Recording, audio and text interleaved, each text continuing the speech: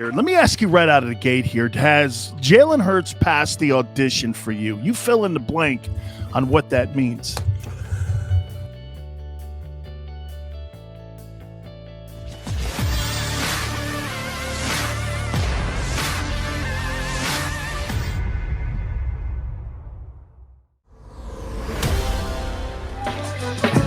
Special edition of the Middle with Big Sills, sitting in for Harry Mays here with my guy, Barrett Brooks. Man, love talking these stories here. Let me ask you right out of the gate here. Has Jalen Hurts passed the audition for you? You fill in the blank on what that means.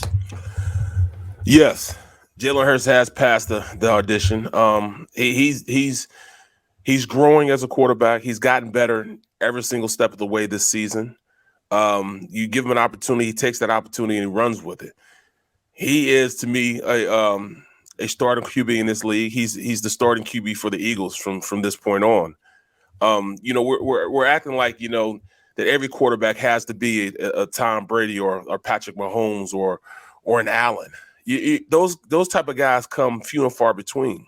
So when you have a good quarterback, take advantage of what that quarterback brings to the table and run with it. Build around him. The Eagles have 3 first-round picks next year. Give him an opportunity to build a team around him. You don't have to worry about him not being successful. He's going to play well. He's going to play successful. He's better than half the quarterbacks in the league right now at this point anyways. He's a lot better than all the rookies that are playing at this point anyways. I'd take him over Mayfield, hands down. All day. And that guy was the number 1 pick in the draft. I'd take him all day, right? So, you're talking about a guy that has intangibles, and everybody's like, well, we're talking about quarterback. Why can't we just talk about quarterback? Yes, we're talking about quarterback. Quarterbacks are there to win. That is their sole purpose, is to find a way to win, whether it's passing, whether it's running, whether it's doing both. You have to be skilled enough and have an offense that brings out that skill set in him. You're not going to put Baker Mayfield in Tom Brady's offense, but you're not going to put Tom Brady in Baker Mayfield's offense. It's how you build your team around what players you have around you is what makes you successful. You can have coaches come in from the West Coast offense and come in and try to come with an air raid offense, and they just won't be able to react. They won't be able to play because you have to learn the guys that are around you. And that's exactly what this Eagles team is doing. That's what Nick Sirianni is doing. That's why I got to take my hat off to him. I'm not worried about Howie Roseman and who he brings in. Sirianni has shown the capacity to take whatever around him, mold them, and put out a product that's successful, a product that can win. And that's why I said Nick Sirianni has to get most of why this team is going in the direction that it's going right now. How about this too, Barrett? I mean, I wonder what level that is, though, on passing the audition. And I say this to you because you know how personnel people work. They'll look you one thing in the face and tell you whatever you want to hear. You're our guy. We love you to death. But do you think this is the type of organization? You give me the history here. Do they run dual track options? And what I mean by dual track options are, hey, I love the kid, man. He is our guy. He's turned out to be actually – remember when they drafted him at the 2nd pick and they even moved up to get him? I went like this. That is not a number 2 pick. There is no way. Now I'm doing this. You put him in this year's draft, he's a first rounder, maybe bottom half of the first round, top 20. Yep. I mean, this guy's he's actually elevated his equity in the league from being that number 2. But I would say this. Do you still think with all the assets they have, with all the cap space they have, that if it does come up where all of a sudden, I don't know how attractive it's going to be with Howie in the front office and also with the lack of veteran wide receivers for a veteran quarterback to want to come in here. I think the offensive line is more intriguing for a veteran quarterback to want to come in here than, say, New York. New York's got a train wreck of an O-line. I think that's going to be important for a quarterback. That's somebody like a Russell Wilson, somebody like a Deshaun Watson. Do you think they entertain that, or do they go the way of what the Patriots did and what Seattle did? Remember, when they built that dynasty in New England, they were doing it off a 6th-round contract of Brady. And when they were doing that in Seattle, they were doing that off of a 3rd-round contract with Russell Wilson, and people don't realize. I said this yesterday. Tavares Jackson made more money the first 2 years that Russell Wilson was the starter in Seattle as the backup because They were able to get the Cam Chancellors. They were able to sign the Richard Shermans. They got the Bennett signed to those big deals. The Legion of Boom was all created because they didn't have to spend the money. The Eagles are in a really good place. 11 picks, 3 in the first round. You can go and get yourself depth in your defense, linebackers, edge rusher, maybe a free or strong safety and free agency. I don't know. I mean, do you think they're still going to entertain that? Or do you think they're going to look at it and go, hey, look, we're good right now with what we have at quarterback? Bro, you hit it on the head. The reason why the Eagles were able to go in and win a Super Bowl in 2017 is because they had a rookie contract of Carson Wentz, which allowed them to go out and get, the guys that they got free agency. They went out and got, Alshon Jeffrey, the number one wide receiver free agency that year. They were able to go out and get Howard. They were, not Howard, but trade with Miami and get the running back they got from down there. They were able to go out and bring in key assets because they didn't have that huge contract to pay the quarterback. Once you pay the quarterback, it's hard to keep guys around. It's hard to bring guys in because you're cash strapped. You don't have the time to go out there and sign these big free agents and all that stuff. When you have a quarterback that's probably going to take, 30%, 40% of your cap space. Well, look at Dallas. Look at Dallas, Barrett. I mean, Dallas has got to pay $42 million in Dak, $15 million this upcoming year for Zeke, 24 for Amari Cooper. There's $208 million that's going to be projected in the salary cap. You haven't even got to your old line yet. You haven't even got to your backups, let alone get on the other side of the ball and into special teams. That's why they're fast tracking right now to win a Super Bowl ASAP. That's why they've done the thing that they've done so they can win a Super Bowl now, because that window is getting smaller. People don't understand the Eagles. That window they have is going forward is tremendously open right now. I mean, even this year, they're cash strapped because they have Carson's cap hit on the books right now. Next year, it won't be there. Right. Imagine the people they can sign. They have 3 first-rounders. Imagine what they can bring into this organization.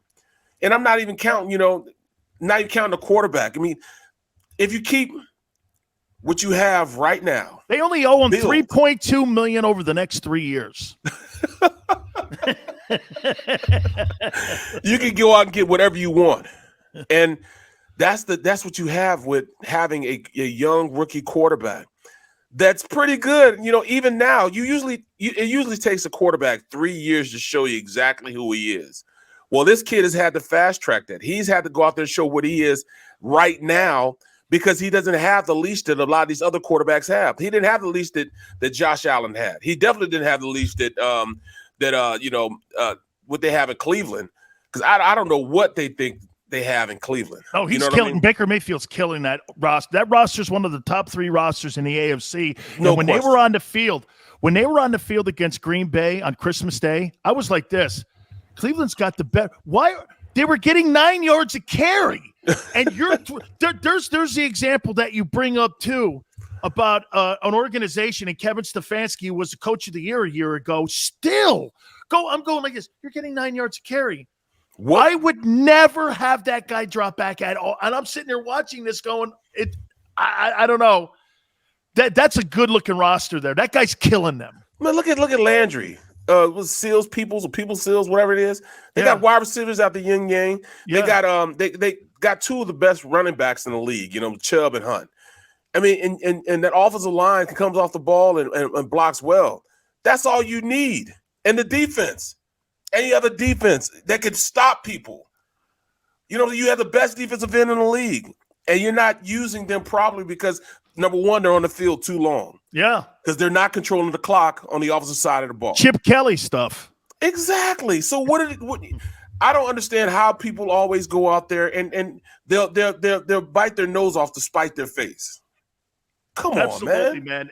So let's go over to, has Sirianni passed the audition for you? Has it been an upgrade, or is it different than what? And by the way, we'll hit on Doug Peterson in Washington. I said we'd talk about Washington too, but Doug Peterson looks like he's going to have an interview now with Jacksonville, some other NFL teams too. Looks like Chicago is going to be also in the mix here. But Sirianni, has it been an upgrade in your opinion at the head coaching position? Was Howie right here also? No, it wasn't an upgrade. I Okay. won't say it's an upgrade. What exactly is Nick Sirianni compared to what we had with Doug Peterson? Well, Doug had already learned. Doug had already learned that, his team, it wasn't his team. So he had to leave. It wasn't a team that they felt as though he built. The front office felt that that's his team and they could just plug and play whoever they want. Now, right now it's showing, yes, they probably can plug and play with the system that they have. So, Barrett, you think Sirianni's a better plug-in with the front office than what Doug is to the front office? Right. Yes. Because Peterson had a lot to do with that roster and coaching those guys, but the front office felt as though they made Peterson who he is. You know what I mean? Yeah. And all the stuff that he had to go out there and do, I wouldn't want to do that either, man. I mean, meeting with ownership on Tuesday or Wednesday, whatever it was, and having to go to the front office and explain why you just beat a Green Bay team in Green Bay. Do you believe what Seth says, that he told them to pound rocks? Oh yeah, there's no question about that. That's exactly what happened. I learned that from both of you. I learned that from both of you then, that he walked in that meeting when they were trying to talk about his coaching staff, and he just said, "Kiss my ass, I'm out of here." Out of on. That's exactly what it was. Okay. He had to take their foot off his neck and say, "Look, man, I'm out. I can't do this anymore." So that's why, it's a very arrogant staff there. It's a very arrogant, owner, and that just becomes with being an owner and becomes with Howie Roseman. He built himself. You know what I mean? He took it and from his basement where he was going out and drafting salad crap and all that stuff in his basement. He feels like he's a self-made GM.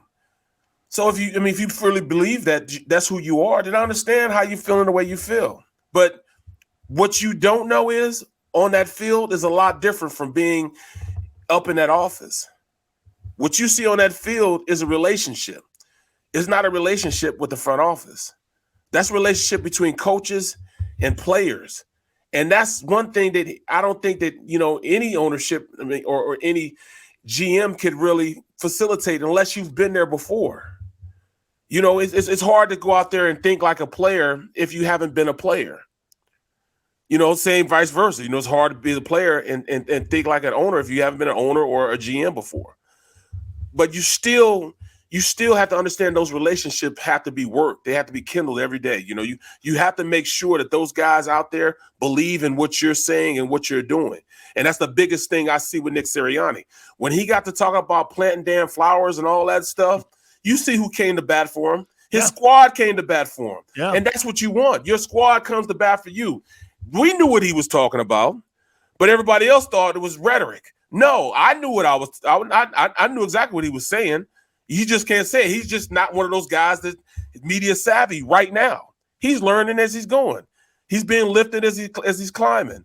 But at the end of the day, he's shown to these guys that he can make them better as players, and he's shown to them that he keeps it 100 with them, and everybody in that squad will fight for him because of it. Yeah, and let me throw this at you here too.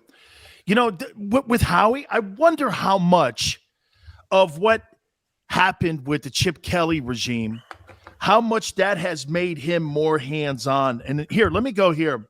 From what I understand from people that were telling me, they moved that dude to the broom closet.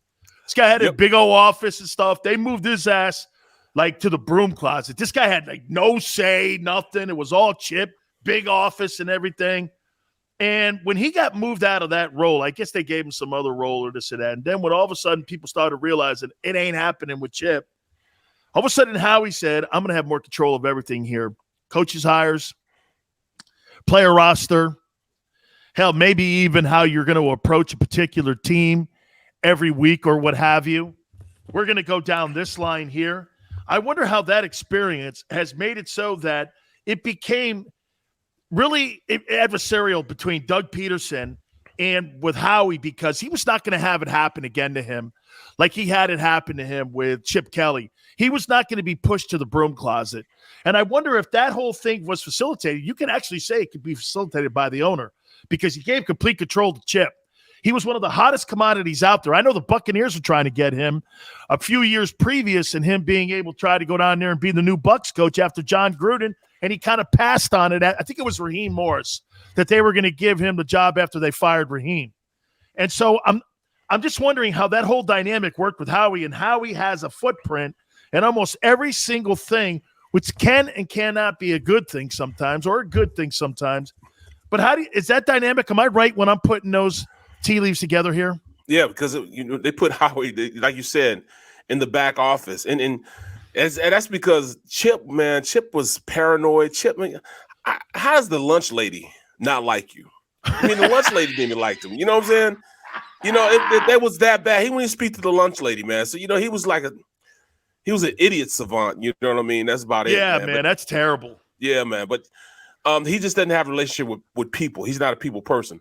But Howie, the owner had kept him around because he and Howie, are close. You know what I'm saying? And it goes back to Joe Banner, right? All those guys are all connected somehow. Exactly. So when you look at how he approached the situation after that, he wanted his hands in every single thing in the organization. It's from player development, not just picking out the players, but also in player development. So that's why he has a lot to do with, the people are saying, well, he shouldn't have a say in, the 46-man roster on game day. I think Howie really wants that say also. Yeah. And that's kind of tough, man, when you're asking a coach to allow your GM to pick your 46 guys you're going to battle with. I have a huge problem on game with that. day. Right. You're not down in practice every day. You're not in the meeting room all these hours. Barrett, I have a problem with him picking my coaching staff. Too. Come on, man. Are you kidding me? You're telling the guy he can't go out and pick guys that he's going to be sitting there, blood, sweat, and tears, countless hours at night, being around these guys 24/7, and he can't pick who he wants in his organization. That's why Peterson was like, Doug was like, I'm out. You want to pick guys for me? No, I can see you saying, you want this guy to play and this guy. No, you can't pick the guys that I'm going to go to war with every single night, breaking down film, coming up with game plans to make these guys better. No, I need the autonomy to have at least a little bit of that to say so. And that's why Doug would say, I'm out. He shot him a deuce. Can I tell you that here, let me do this in a professional way here with what Frank Reich told me.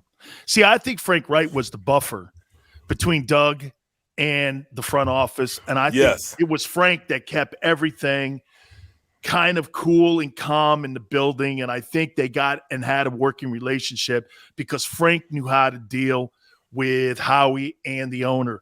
And I had a conversation with Frank, and I asked him, I go, how did Sirianni get the job? He goes, well, I told him this. If you want to win in Philly, you've got to make those guys and those two people part of the process. Jimmy Johnson told me something. He wished that he had done something, Barrett, his time in Dallas. He goes, if I had to do it all over again, I would have made Jerry more inclusive into what we were doing so that he could play more with his toy. I would have allowed that because it became adversarial because I kept him away from the players and I kept him away from football decisions. Jerry didn't get guys like Charles Haley. They called Bob Ackles up. Bob Ackles would tell Jimmy, and Jimmy would go like this, hey, Haley's available. Do you want him? Of course I want him. Are you kidding me? Guy won 2 Super Bowls. He's one of the best pass rushers in the NFC. You're damn right. It changed their defense. And Ed DeBartolo told me it was one of the worst decisions he ever made was allowing him to walk out the building and go because they thought they were sending him to the abyss. So again, to the point, it was like, you want this job? You have to work with Howie. You have to work with the owner.